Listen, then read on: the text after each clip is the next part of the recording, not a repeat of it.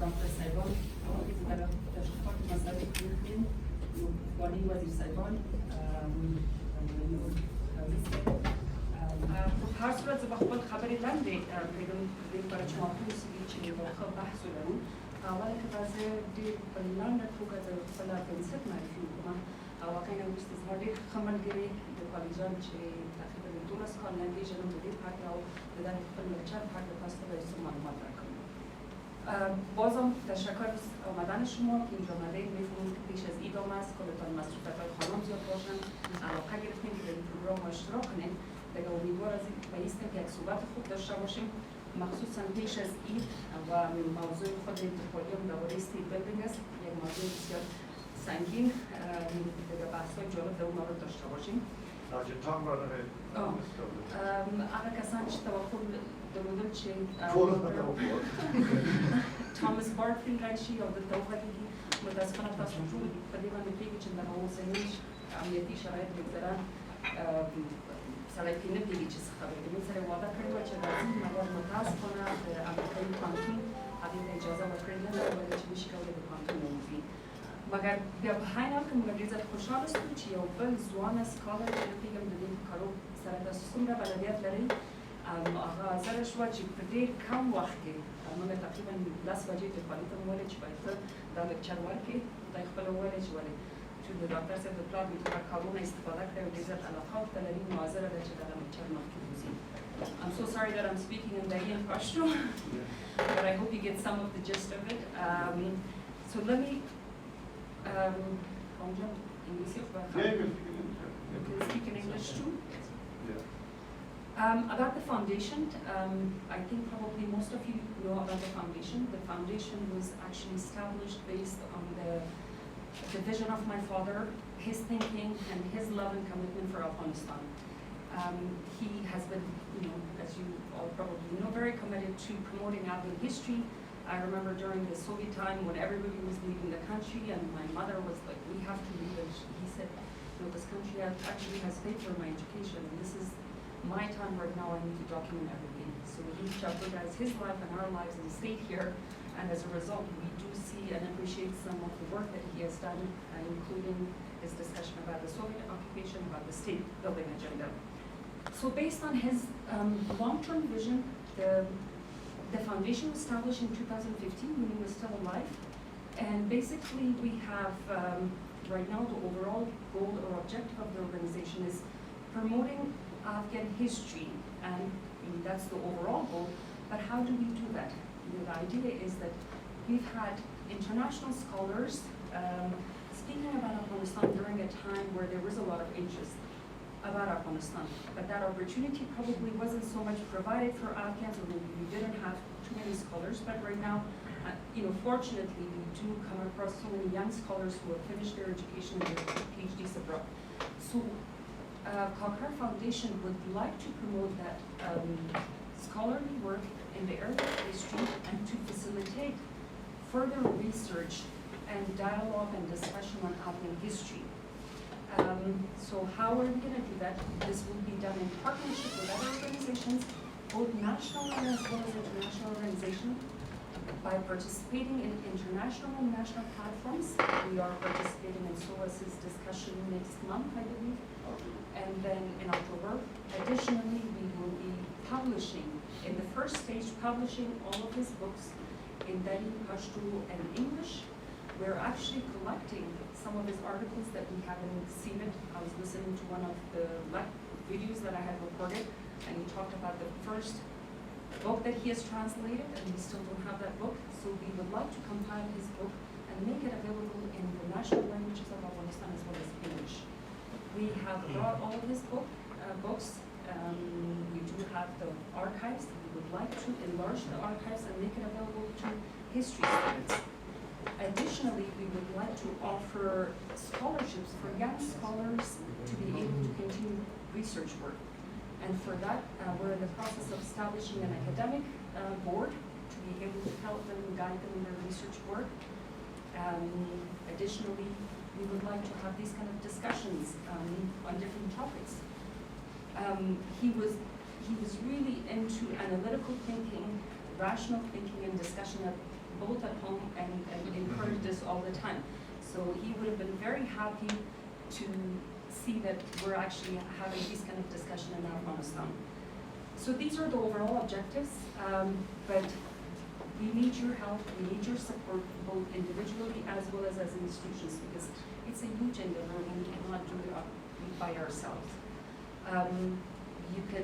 The Poly has actually volunteered to help us with the academic work with the young scholars to provide guidance for them. We have other organizations who have showed interest in sponsoring scholarships for young students from Kabul University or from other places. You can find more information about the foundation on the webpage, and I don't know if you had a chance to see this. We have this outside. We have a list of all of his books. We have uploaded all of his books in the Pashto and English. You can download it from there. And right now, the government has kindly agreed to publish 4 of his books, and it will be available at the end of this month. And you can take copies of these books too, right? And this is his last book that he translated when he was 87 years old, because he was really into humanism towards the end of his life, and he wanted to promote this among young Afghans. Conjan, if I've left anything about the foundation. Yes, in addition to that, we would like to promote Afghan history. Now it's the era of social media, new platforms, so we will be making clips both about his books, as well as we have interviewed him on different topics. We have about like 3 hours interviews on different topics, but we will make clips from those. So that will be happening as well. So you can check for information for updates on Qatar Foundation's webpage. The Polygon Marify Kawal, but I was in Colombia, for international politics, درس ورکړي او دا یو هغه اشخاص ولا بینه چې ځان کې لږه کمزور ښکاري مګر په خپل په فکر کې او د افغانستان ملي سره ډېره زیاته کلک ده. تقریبا د 2004 د 2004 نه هر څوک خپل افغانستان ته راځي او د افغانستان سیاسي مسایل په ډېر زیات دقت او د ډېر نږدې نه څېړي. خپل یې 2 کتابونه لیکلي دي چې یو کتاب د افغانستان په اړه دی او هغه کتاب عنوان یې کومه ترجمه یې سمه کړې اوسېږي that it will be published soon. Good Rebel Governance, Revolutionary Politics, and Western Intervention in Syria. And دغه ورځ په خپل تحقیقات په کابل کې کوي کې کوم دریم کتاب باندې د خپل وخت او سیمه مصروف The topic of his her discussion, it's overall looking at state building, but the focus is mainly on the local governance because that was her PhD thesis. So she's examining the challenges of state building during a time when there is a war against terrorism. How is that possible? What are the challenges and how are those challenges managed?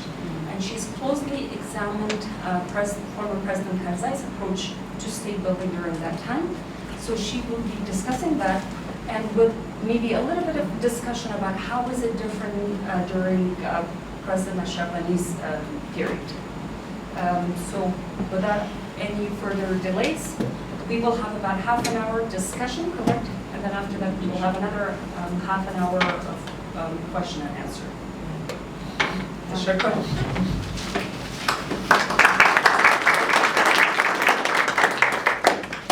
Thank you all so much for being here. I know many of you may be sad to see me instead of Professor Tahar, but I can tell you that I've been his student for now, I guess maybe 15 years.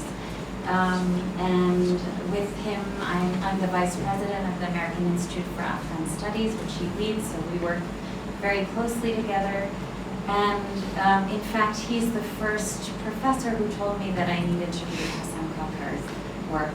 So I think it's very fitting to be here in his stead and hopefully do my Ustad proud.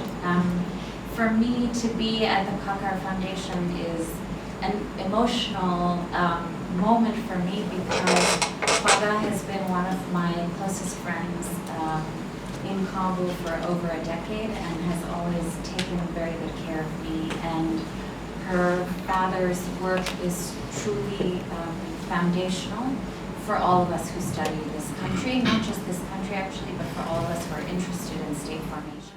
What was the dilemma for Abdurrahman Khan as he came into power? And in one of his books, he has an excerpt from a letter which he discovered, in which Abdurrahman Khan was in correspondence with the British as he was thinking about what it would mean to have the British as a patron. And in the letter he wrote, "When the British government tells me what are to be the boundaries of Afghanistan, will a European envoy and a British government remain within the boundaries? What enemy of the British shall I be expected to repel, and what benefits will the government undertake to confer on me and my countrymen?" And Professor Kakar, when he wrote, when he analyzed this letter, what he said was that Abdurrahman Khan had been communicating regularly with both sides, giving the British officials the impression that he stood for a negotiated settlement, while simultaneously giving the Afghans the impression that he had come home to deliver them from invaders. So this is for me, this was a very foundational way of framing this idea of being in between. That on the one hand, the king is interested in this kind of support that he can receive from the British, and on the other hand, is trying to decipher what are the boundaries within which he will be able to exercise some level of independence. If we think about today the current negotiations between the Americans and the Taliban, we can see this parallel very clearly, right? That the government is expected to watch from the sidelines as the Americans negotiate with the Afghan government's enemy and hope that the survival of that government does not get bargained away in the process. This is a very difficult position for a government to find itself. And this is a position that Professor Kakar illustrated for us as sort of foundational from the beginning of the state building project in Afghanistan. So if we jump ahead then to President Karzai's time, after 2001, as all of you know, Karzai took control of a regime that was to begin a state building project under exceptionally restricted conditions. And I'm actually arguing in my third book that there have never been such restrictive conditions imposed upon a government in this way. First of all, the regime had no choice but to engage with Mujahideen commanders who had been emboldened by their campaign with the Americans to topple the Taliban. At the same time, it was not to engage with the defeated remnants of the Taliban regime because the Americans identified them as terrorists in the same category as Al-Qaeda. Third, the government had to accept the presence of a foreign military coalition using its territory for operations that not only took the lives of Afghan citizens, but destroyed their property, detained them in this pursuit of extremists. And finally, it was expected to perform the role of a democratic, what we say the donors would call a good government, right, in the vision of the Western donors. So this is a new form of state building. It is a post 9/11 form of state building. And there is a paradox at the heart of it, which is that the government is expected to establish enough control to keep out extremist groups, but not so much control that it cannot be managed by outsiders. And that is a very tricky paradox within which to govern. And so in my first book, as Khwaja Jan said, I considered the implications of those conditions when it came to Karzai's engagement with Mujahideen commanders. So I began my fieldwork in 2007, and I started traveling to Jalalabad and Mazar 2007, 2008, 2009, and then later when I turned this into a book in 2012 and 13. And what I was interested in were a set of individuals who in the West had been understood, described as warlords, as spoilers, as very problematic actors. And yet the time that I had been spending in Kabul now to 12, 15 years ago, it seemed that some of these individuals had a value politically. And so I was trying to understand that puzzle. And what I argued in the book was that while President Karzai and his team participated in all of the formal state building that took place, there were a set of parallel strategies to establish as much control subnationally as possible. And that under certain circumstances, and I'm happy to talk more about that argument in the discussion, it was possible to actually draw some of these commanders into government work and use the various forms of informal power that they had in the service of the government, but also to manage them by taking advantage of the fact that they were competing with one another. And so for that project, I was looking at Governors Atta and Sherzai in Balkh and Kandahar.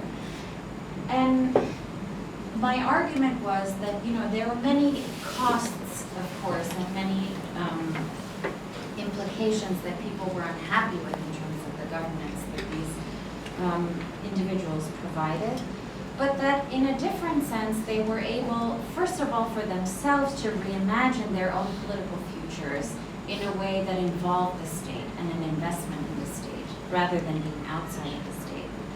But also that they actually produced forms of governance that were both in material and in symbolic ways significant.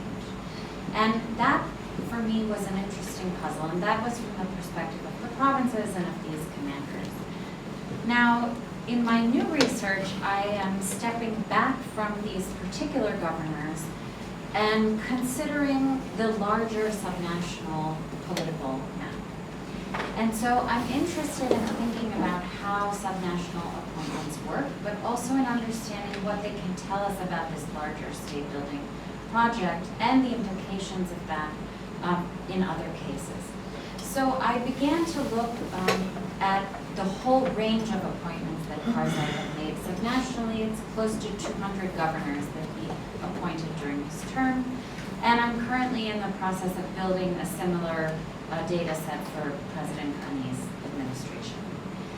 And essentially what I argue, and I want this to mostly be a conversation, so I'm not going to talk for much longer, but what I essentially argue is that this space at the subnational level was an incredibly competitive space between actors, but also in terms of the government trying to establish itself.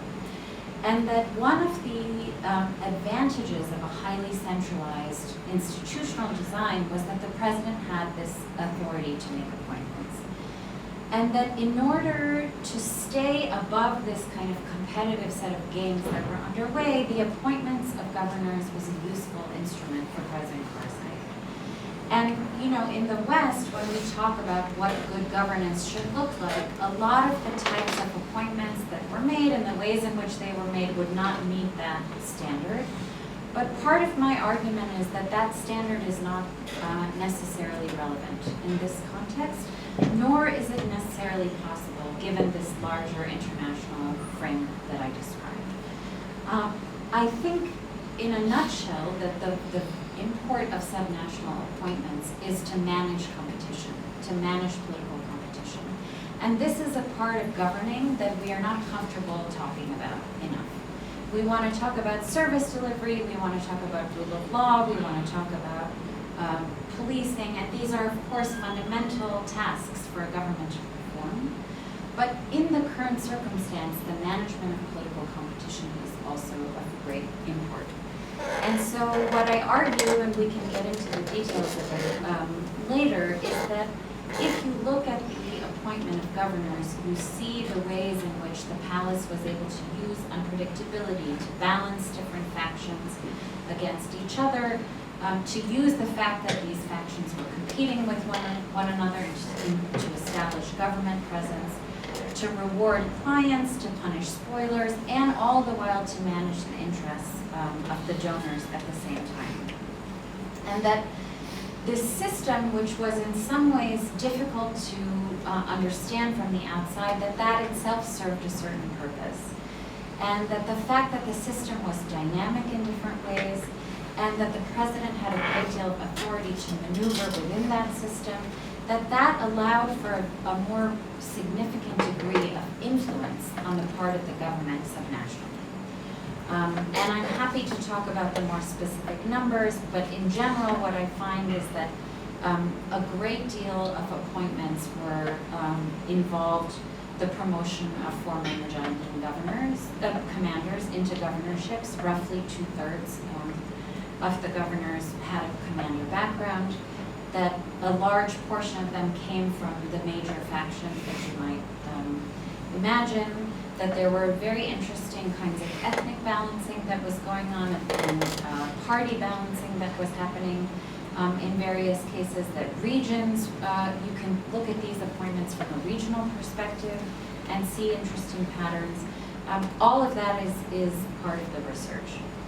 Now, some might wonder, well, why are we focusing on this kind of politics, which is sort of patrimonial or patronage-based in the current context? Because today we have a president, as all of you know, who has quite a different philosophical set of ideas around governance. So many of you may have read the work that President Ghani has written in his scholarly career. The notion of fixing failed states is the phrase that he used, and this diagram, which is a little bit hard to see from where you are, but is something that he produced with some colleagues a few years back. And really, as I understood his scholarly argument, it was that a huge part of the problem of establishing sovereign government is the set of relationships that emerge with donors.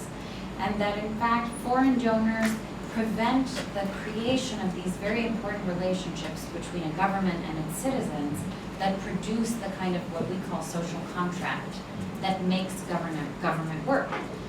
But what we also know is that there's a different kind of politics that has been happening at the same time.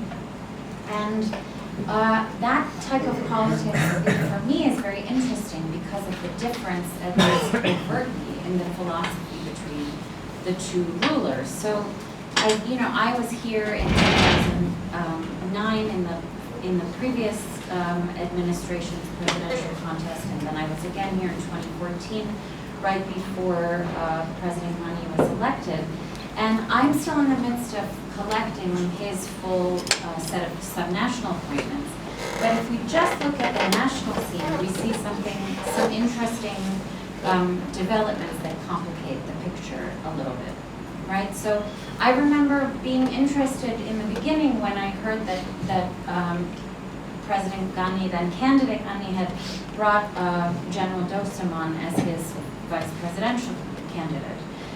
And then watching the construction of the national unity government and seeing many of the same rivals that had been engaged in politics with one another under the Karzai government still on the scene, trying to lay claim to various pieces of the political pie. Then there was the landmark decision in his first term in office to forge a reconciliation deal with Gulbuddin Hekmatyar. And this was quite a remarkable overture on his part. And of course there were concerns about the deal and explanations for why the president would engage in it, as well as questions of whether this might give us some idea of what could happen with the Taliban. But for me, the thing that was important about these deals was they were quite different from our conception of the good governance that I was talking about earlier. And in this quite turbulent political landscape, it seemed in a way that President Ghani, in certain aspects, was embracing what the sociologist Joel Migdal called the politics of survival of his predecessor. And that, for me, was interesting, because what it suggests is there's something structural going on that isn't about a particular leader or particular leader's inclination, and has maybe more to do with a systemic set of characteristics. So ultimately, what I'm arguing is that effective competition management is not usually what we talk about when we talk about building states. When we look at the problem, and this is in the academy and among policymakers alike, we think about the problems of weak statehood or the problems of insurgency, and we think about the solution to those as being good governance. So delivering services, holding elections, building out institutions all the way down to the district and the village level. And I'm not necessarily arguing that those are not part of the solution, but I think what they sometimes do is they obscure or they confuse the fact that many of these questions are about politics and power, and they also involve violence, right? If not overt violence, at least the shadow of or the threat of violence. And those relationships between managing competition and state building and counterinsurgency sometimes get lost in the language of good governance. And part of my argument is that we don't necessarily have to see this type of politics as at odds with building the state, but that in fact it may be part of that project, particularly if the state is not in full control of the decisions that it can make, which is the case when a state is the client of the United States and its coalition in this larger counterterrorism project. You know, in the spirit of Professor Kakar's really strong emphasis on bringing a historical understanding into modern questions of politics, I want to just make an analogy to the Ottoman Empire and the imperial experience of imperial state formation. There's a wonderful sociologist who was at Columbia named Karen Barkey who studied the Ottoman Empire. And she told this story of a bargain that was struck in the 17th century between the Sultan and a bandit in northern Syria, in a part of Syria that I'm now studying for my other research. And this bandit was prepared in a negotiation with the Sultan. He said, I will give you the support of 60,000 soldiers in exchange for becoming the Governor General of Aleppo.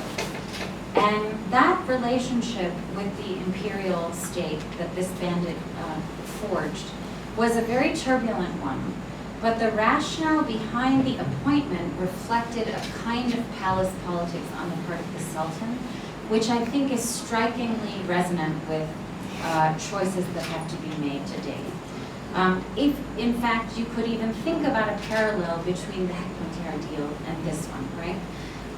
It is not necessarily an act of weakness to forge a relationship with a competitor. This is part of the argument. If we are always focused on weakness versus strength, we might be missing some of the opportunities that arise politically to manage violent competition. I also just want to conclude by saying that ultimately, the fundamental problem for states that are categorized as weak is the expectations that are imposed upon them by these stronger states. That they are expected, as I said earlier, both to stand on their own and govern effectively, but at the same time to accept the imposition of agendas and interests and constraints that they cannot control. And the result, I don't think it's an exaggeration to say, is a kind of neo-imperial condition, which is ironic in a country that was not colonized to have to deal with these types of constraints, in which the cost of receiving foreign support is a loss of control over one's own territory and one's own politics. And I think under those very tight constraints, we shouldn't be surprised that governments like those of the Karzai and Ghani administrations end up pursuing politics that prioritize the management of competition, sometimes over other ambitions that they may have. And so I really, in my conversations in the US, push back against these narratives that Afghanistan is ungovernable or that President Karzai was tribal in his politics. I think these are much easier narratives to embrace than to actually look at the structural dynamics that are shaping the project. Because even the most technocratic of technocrats, which I think we could say President Ghani is in his predisposition, has had to confront many of these same challenges that really ultimately come from the fact that Afghan politics resides at the heart of concerns of great powers and therefore remains in certain ways at the mercy of those interests. And I want to leave you with that. I think there are implications from this kind of palace politics around electoral politics that we can talk about. I think there are implications around how to think about an insurgency and how to think about bringing an insurgency to an end. But at its core, I think it's this structural frame that I'm hoping to bring to the conversation that I think is sometimes lost when we talk about subnational governance. So thank you for your attention, and I look forward to your comments and questions.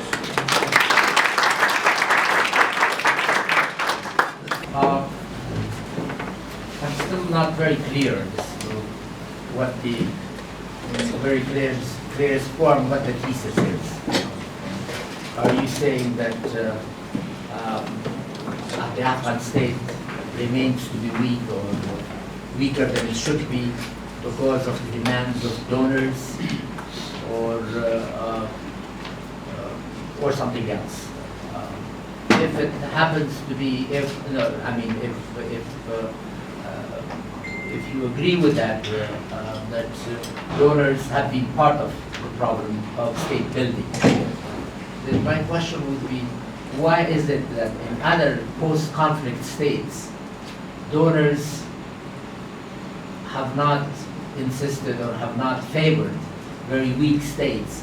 Why is it in Afghanistan that they are kind of pushing for a very weak state? Why is it in, we have at least 10 cases of post-conflict states in the past 30 years or so, and they have managed to become normal states and to build the states to a level that's adequate for providing services to their citizens and depending on their own, no longer depending really on foreign aid.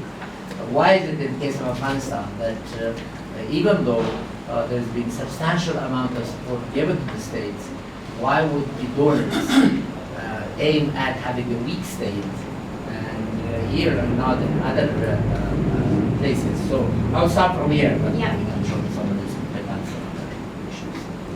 Let me just clarify that yes, I think I'm not making an argument that they consciously are seeking to build a weak state, but I'm making an argument that their interests are in contradiction with one another, and the result of that is the production of a weak state. Because and there's a very big difference, I think, between the state-building project in Afghanistan and the cases that you refer to historically, although there are many problems in those cases we can get into, which is that the purpose of the intervention was not to build an Afghan state. The purpose of the intervention was to topple the Taliban regime and expel the Al-Qaeda presence and prevent that presence from returning. And there are several other scholars who have made the argument, which I think I'm making a version of, that project is not the same as building a state, and in certain cases it's in fact at odds with it. And so my entry point into that was the commanders, the emboldened commanders, but I think we can look at the articulation of the Taliban as irreconcilable for a significant period of time at the beginning. And we can also look at the use of violence by the U.S. forces and coalition. Those type of intrusions on so-called post-conflict politics did not exist in the previous cases, let's say Bosnia, Kosovo, Sierra Leone, there's East Timor, there are several cases, because the project for the donors in those cases was to build peace through building a state. And in this case, the project was to build a state that would prevent terrorism. Yes? Well, thank you. A few observations and a question. One, of course, I think we gather that you analyzed the Afghan state and figured out as to what is the real problem that we are not successful to reach our desire of state building. I think the first thing we are missing in our discussion is to define the state status of Afghanistan. As you know, the US expert Rothberg's framework of the state status. Most of the population in the world live under weak or failed states. And that triggers the problems of insurgency, terrorism, and so on in context. In Afghanistan's case, I think it's very special. I don't think anyone can give example of the same case anywhere in the world. To see Afghanistan always as a buffer state between big powers from the Rama Khan era till today. In my opinion, the real problem is the imbalance between the demand and the resources available. The demand of protecting a state between big powers at the same time in conflict through the available resources, whether they're from within or from outside.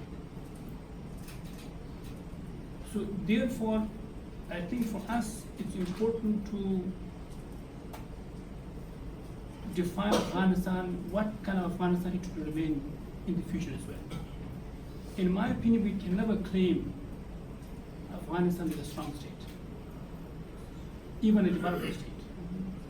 Historically, it has been a weak one. So under that framework, I think we need to define Afghanistan and find resources to live and sustain as a weak state. We, of course, in Afghanistan always speak of self-sufficiency. I think this is a very exaggerating statement that we make. Here we get lost in between making Afghanistan dependent on the resources that we should acquire and get from outside, between this status and the status that we aspire to become self-sufficient. That's where we make the mistake. Even today we speak of self-sufficiency. Therefore, for example, give an example of Afghanistan, a small country of 30 million. A country in that kind of geographical location, you need to have at least 600,000 army, for example. That size of army is for a country like a billion. So under that context, we need to find resources from outside and define Afghanistan in particular context and then move on. Here, the problem I see, for example, President Ghani defined Afghanistan as a failed state. And he himself talked about the failure to fix it. I don't think Afghanistan was ever a failed state, but a weak state.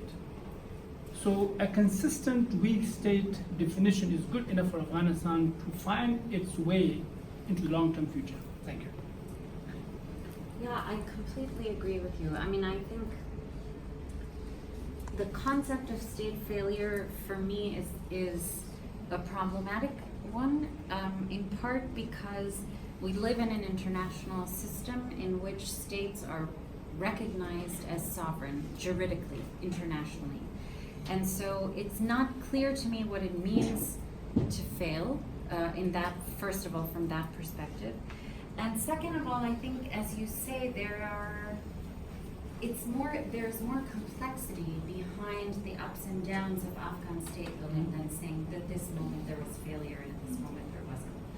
I'm very interested in your proposition that it may be better for Afghans to think about what sustained weak statehood could look like.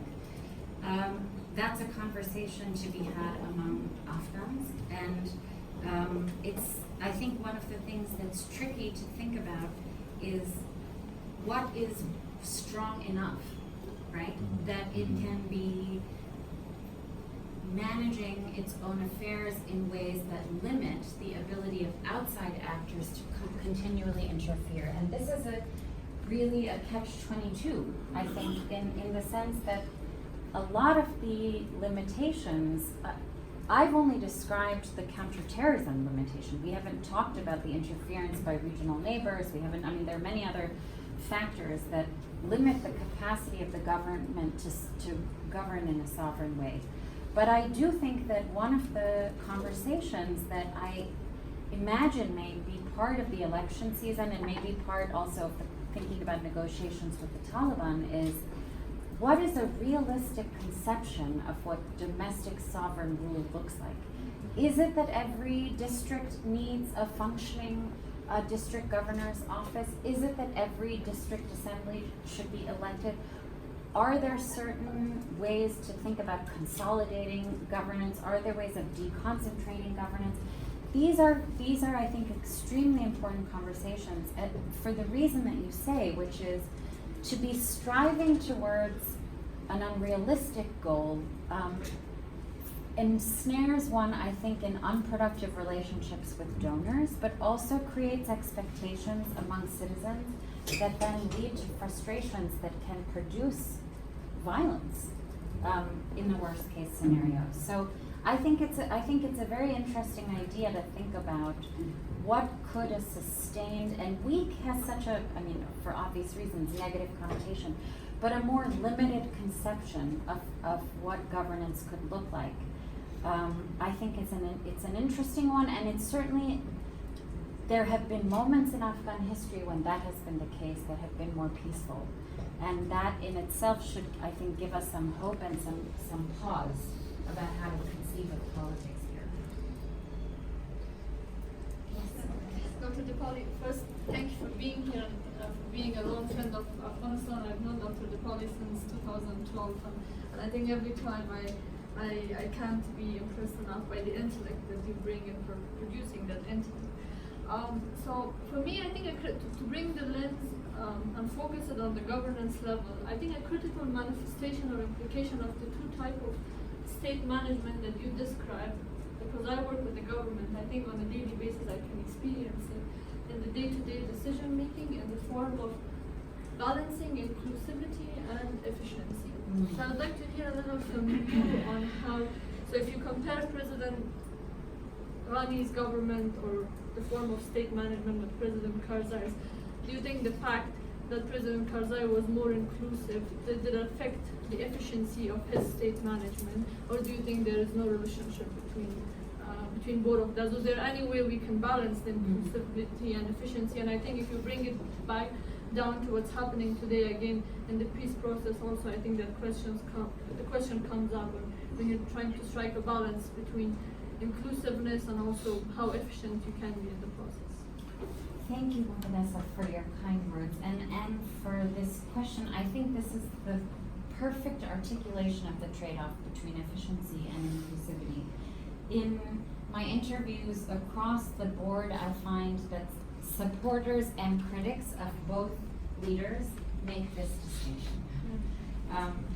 And there is a trade-off. I don't think there's any question that there's a trade-off. And I think for me, what is interesting to think about is efficiency in what sense, right? So inclusivity in the context of a highly contested political space, to me, is part of what it is to be efficient as a government, because it means that you have some modicum of stability and security, especially outside the capital.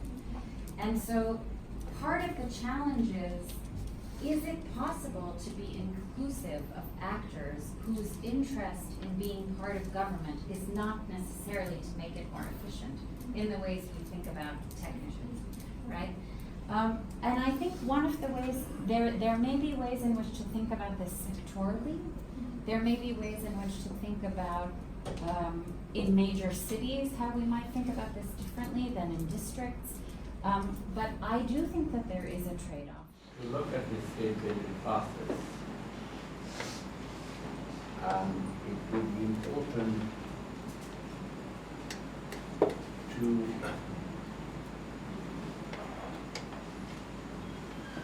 look at the institutions or institution building and how they came about. That's one. Rather than to the traits of the individual leadership in how they govern from the top.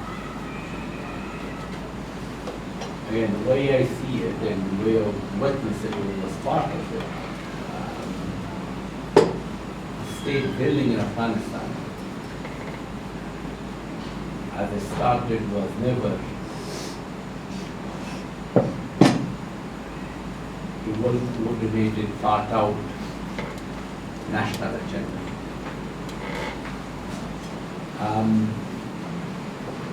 Because it's an agenda. Even if and resources were not agenda or national agenda.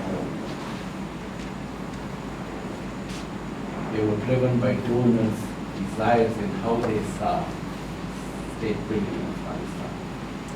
They had more of a say in this than the Afghan state.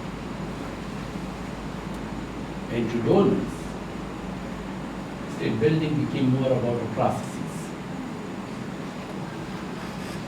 rather than sort of an end machinery of the state and how that functions. And it became more about spending money. They had a certain amount of money for a year, and by the end of the year they had to spend it, and they had to push. So state building became more a supply-driven type of rather than a demand-driven exercise. And in the process, we created things that we probably did not need.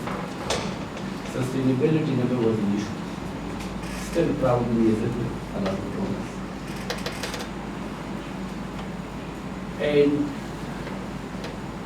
because there were numerous donors with numerous different processes in decision making within those donors, and lack of coordination, different state institutions were funded together by different donors, which again, with a lot of disconnect between the state institutions. And to the Afghan leadership, even if they resisted, at the end, they give in. Basically that. At the end, whatever resistance came, they give in at least, well, there is some money spent in Afghanistan. Yeah, I think this is, these are points with which I very much agree. I want to focus though on this question about looking at institutions rather than individuals, which I think it's a very interesting point.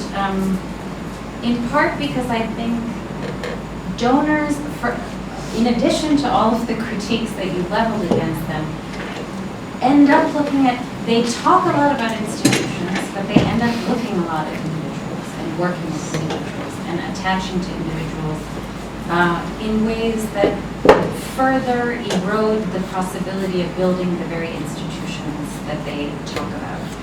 And I do wonder, in political science we talk quite a bit about the role of formal institutions versus informal institutions, and the role of individual and social groups in politics versus more bureaucratized institutions. And it's not necessarily clear to me that one has to have a fully institutionalized state, which is it's a very long process, in order to have governance. In part for the reasons I think that you just described, which is that some of these processes existed of conflict resolution, of the management of politics existed in Afghanistan in terms that if donors had looked more closely they might have seen, but also that they may not have the capacity to support or to even really understand.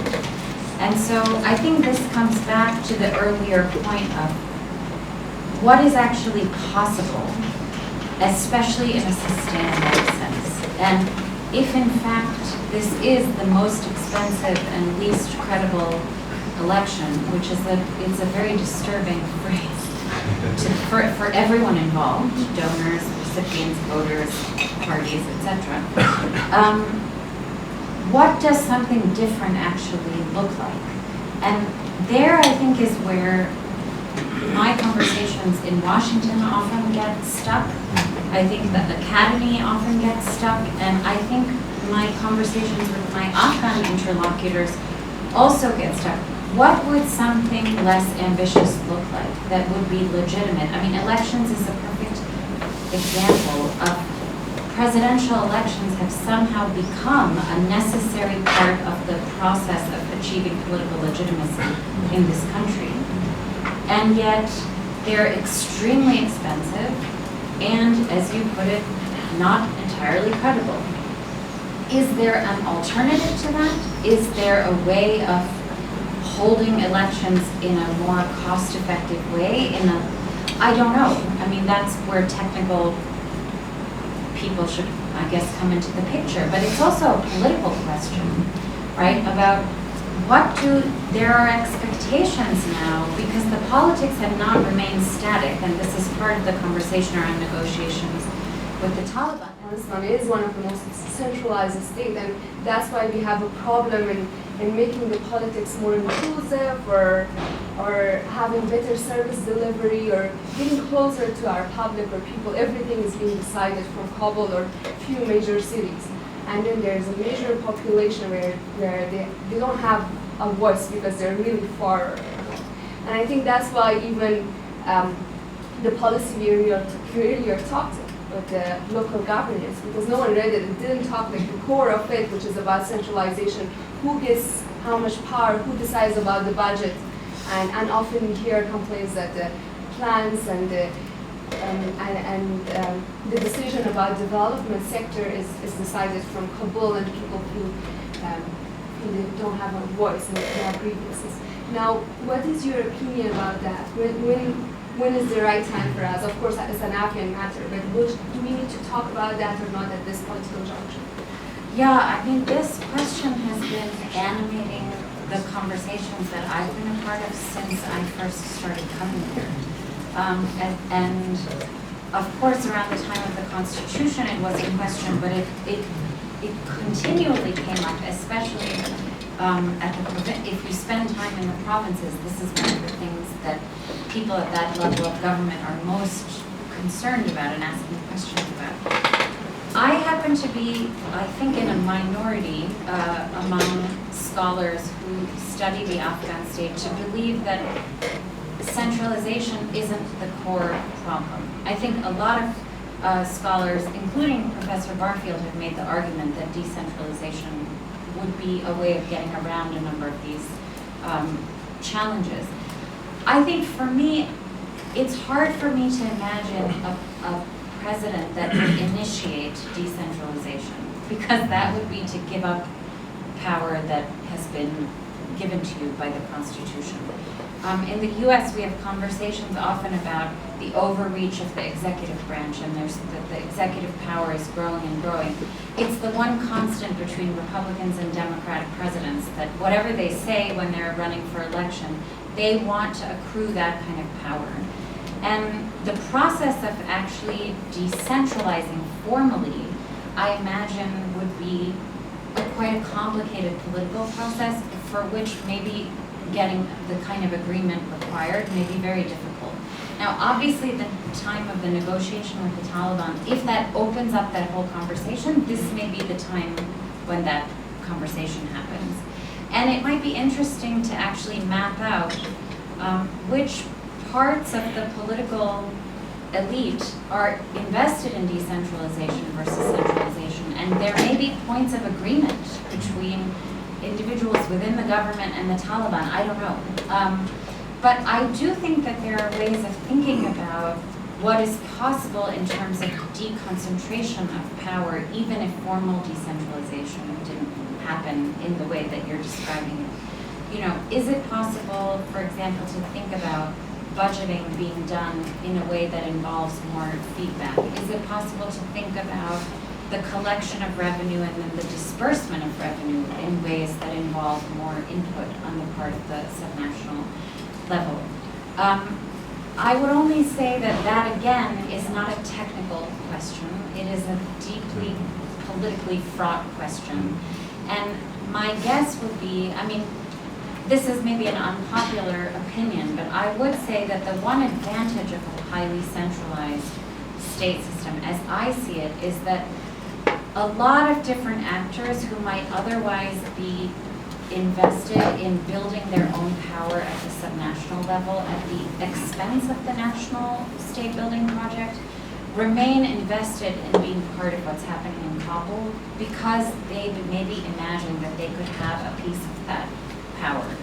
And that does a certain kind of work of holding the state together and keeping different elites competing to be part of that within the game of state politics, rather than going off into creating their own fiefdoms regionally.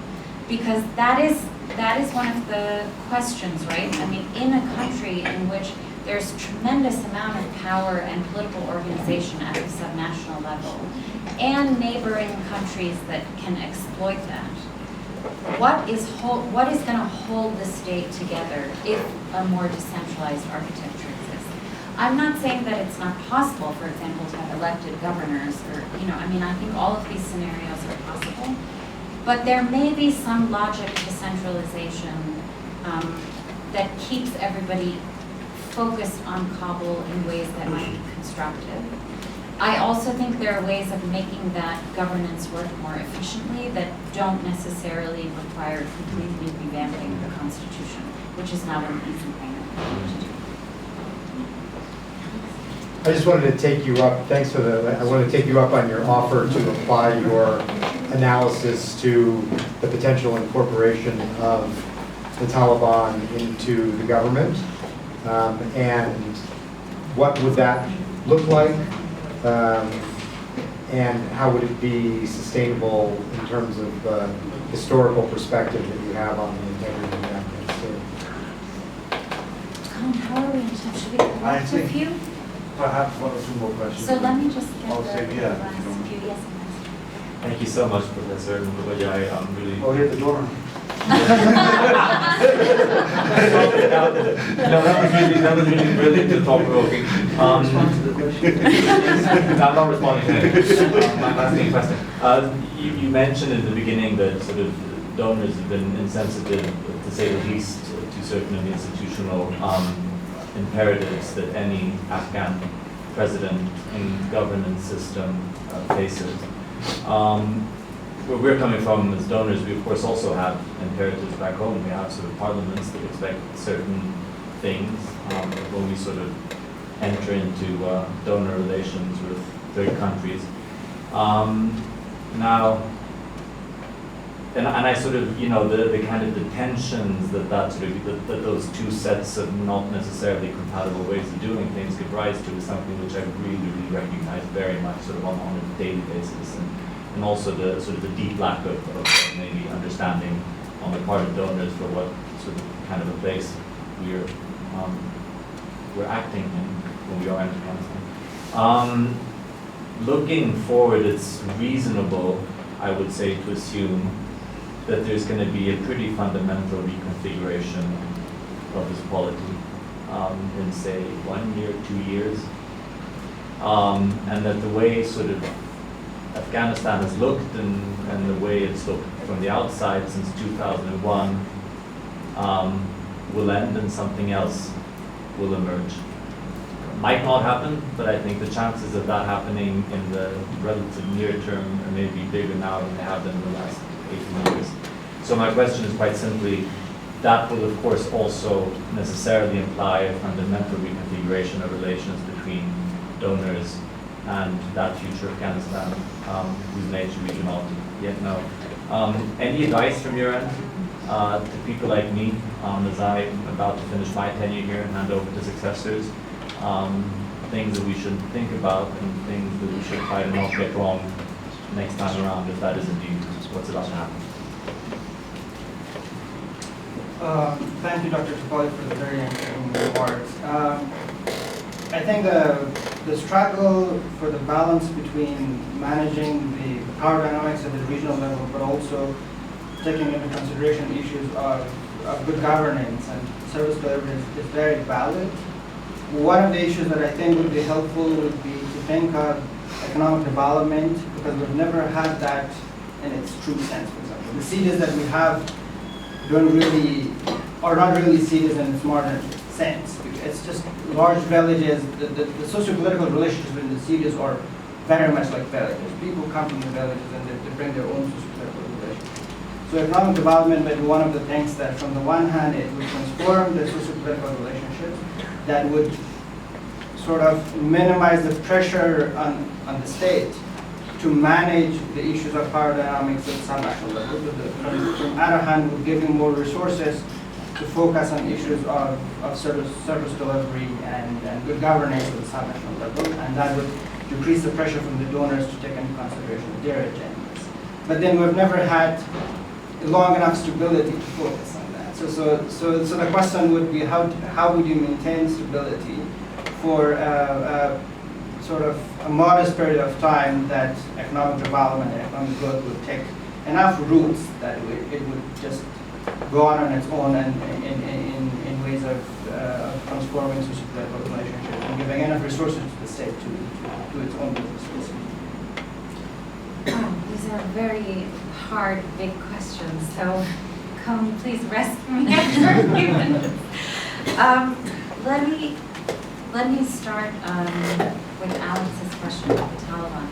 One of the things that I am struck by in the inclusivity, effectiveness tension that Mohammed described is the challenges for a government to negotiate, to begin conceiving of negotiating with an insurgency when those actors who are theoretically on the side of the government are themselves so divided. And I think,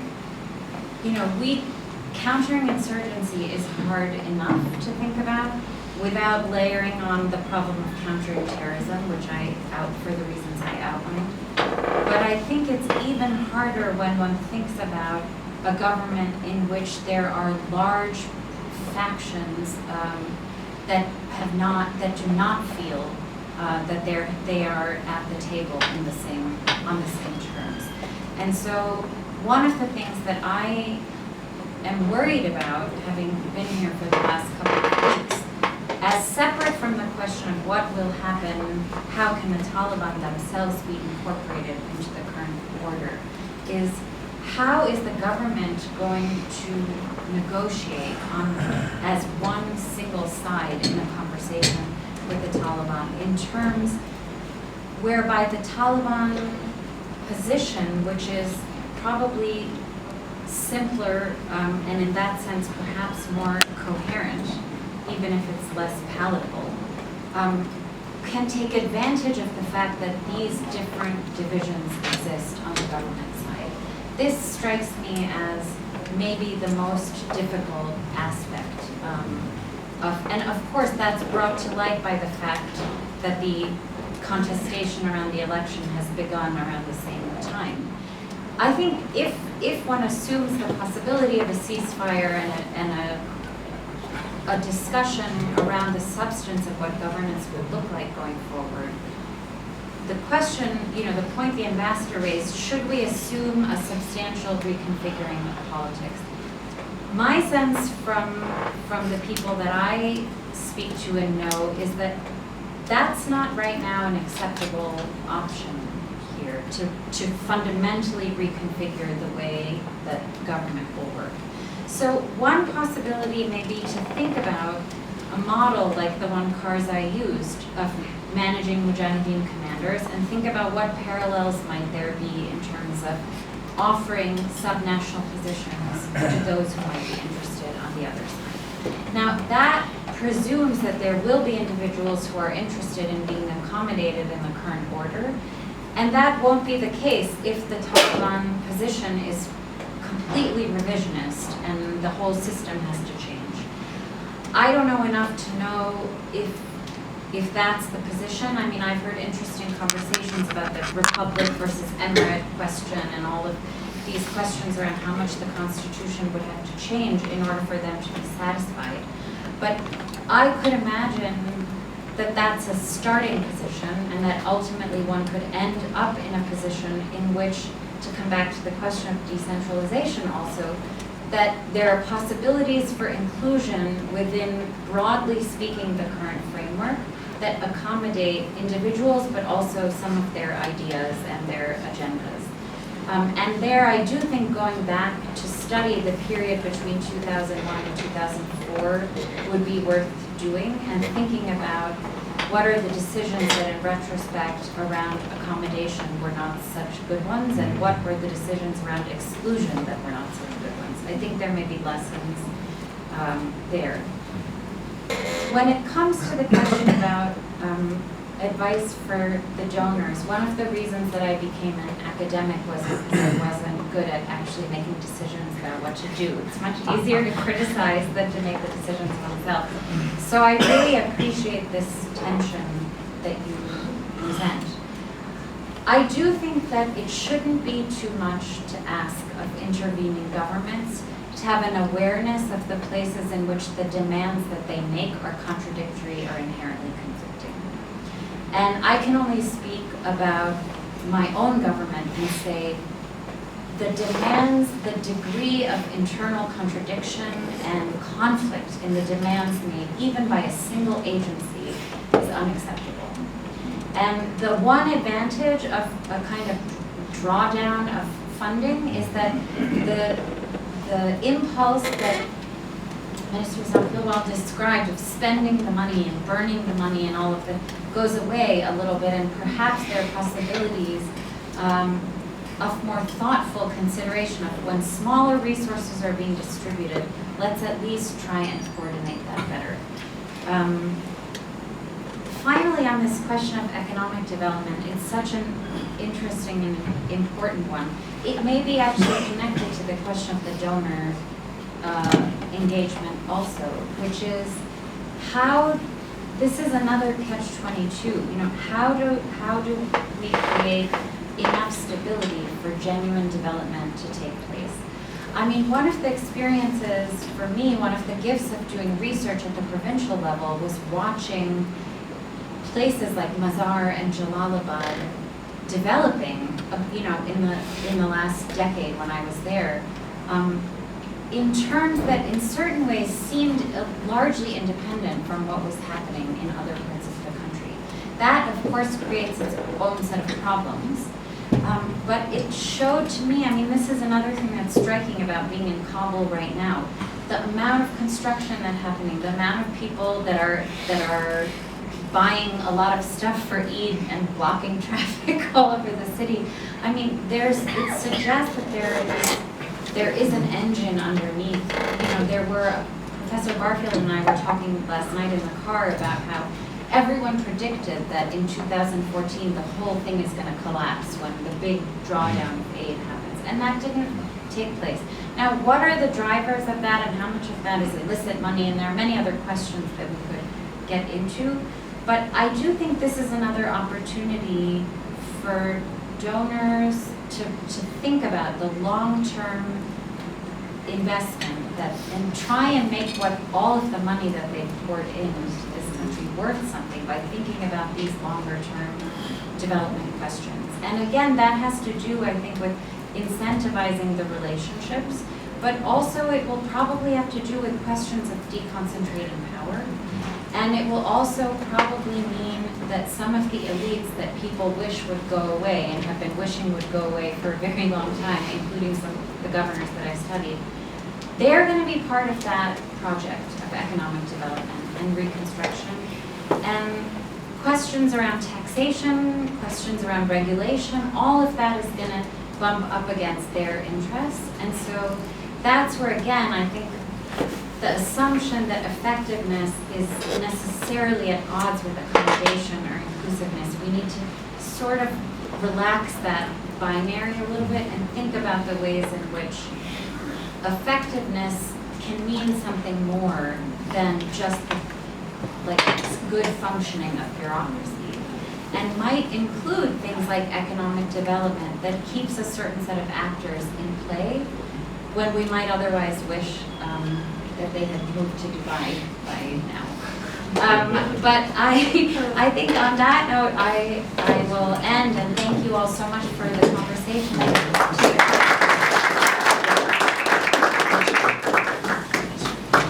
I think you've all made history today, because it is the first of the lecture series. So, great, you'll be remembered. And especially want to thank Dr. Pauly for this very, very insightful presentation, discussion, and doing it at such a last minute. Frankly, at 10, 11 o'clock, I was thinking whether I should leave town.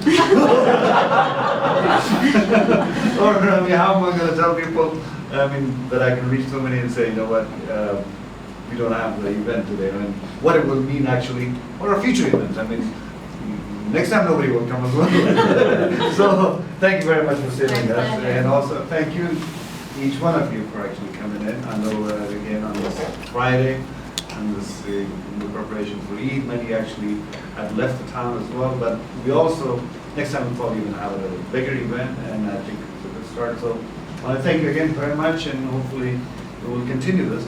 And with your participation, please share with us any ideas you may have as well for future speakers, issue, so forth. Yes, we'll be having more of